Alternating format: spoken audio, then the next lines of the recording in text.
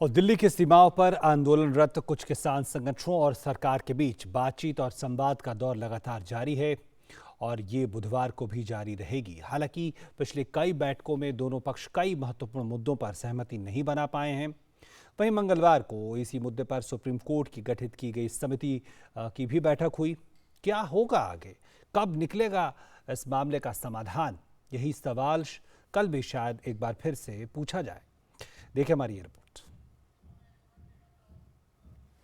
3 कृषि कानूनों को लेकर आंदोलन कर रहे किसानों के साथ सरकार बातचीत के जरिए लगातार समाधान खोजने की कोशिश कर रही है। सरकार का प्रयास है कि कृषि कानूनों को लेकर जो भ्रम उनके बीच है उन्हें दूर किया जाए और इसी मुद्दे को लेकर सरकार और किसान संगठनों के बीच कई दौर की बातचीत हो चुकी है, जो बुधवार को भी जारी रहेगी। एक तरफ जहां किसान संगठनों के साथ लगातार बातचीत की जा रही है, वहीं कांग्रेस इस पर राजनीतिक रोटियां सेकने की तैयारी में है, जिस पर केंद्रीय मंत्री और भाजपा के वरिष्ठ नेता प्रकाश जावड़ेकर ने पलटवार किया।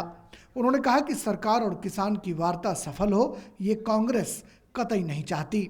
कांग्रेस नहीं चाहती कि किसान के समस्या का समाधान हो, सरकार और किसान की वार्ता सफल हो, और इसलिए वो विरोध अवरोध ये नीति अपनाते हैं।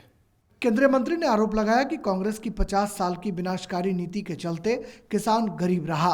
उन्होंने कहा कि किसानों की उपज का कभी भी उचित मूल्य नहीं दिया गया।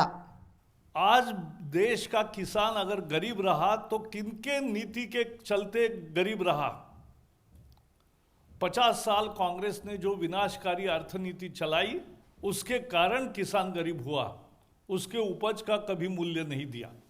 किसान संगठन के नेताओं का भी कहना है कि सरकार और उनके बीच जो भी मुद्दे बचे हैं उनका समाधान बातचीत के जरिए ही होगा।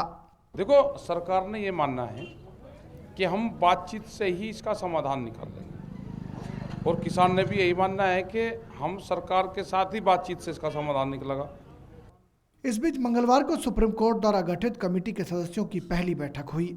सदस्यों की अगली बैठक गुरुवार को होगी। कमेटी के सदस्य किसान संगठनों और सरकार के प्रतिनिधियों के अलावा कृषि क्षेत्र से जुड़े लोगों के विचार जानकर 2 महीने के भीतर सुप्रीम कोर्ट को रिपोर्ट सौंपेंगे।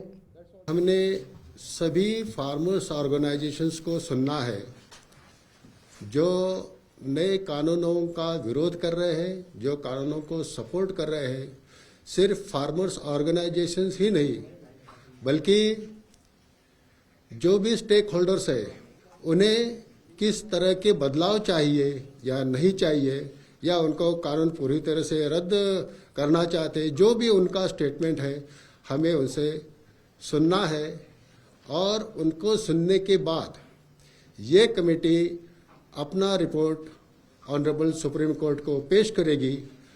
कृषि कानूनों का कुछ किसान संगठन विरोध भी कर रहे हैं, वहीं तमाम ऐसे भी किसान संगठन हैं जो कृषि कानूनों का समर्थन लगातार कर रहे हैं। उनका मानना है कि सरकार द्वारा लाए गए कृषि कानून से उन्हें अपनी फसल का वाजिब दाम मिल पाएगा। इसके साथ ही वे कहीं भी देश में अपनी फसल को बेच सकेंगे। कमेटी के 3 सदस्यों का मानना है कि वो आंदोलनकारी किसानों के साथ साथ सरकार से सतत संवाद करने के अलावा देश भर में जो कृषि से जुड़े स्टेक होल्डर्स हैं उनसे भी वार्ता करके उनके विचार जानेंगे और 2 महीने में सुप्रीम कोर्ट को अपनी रिपोर्ट सौंपेंगे। मेरे सहयोगी कैमरामैन अनिल के साथ मोपी यादव, DD न्यूज, दिल्ली।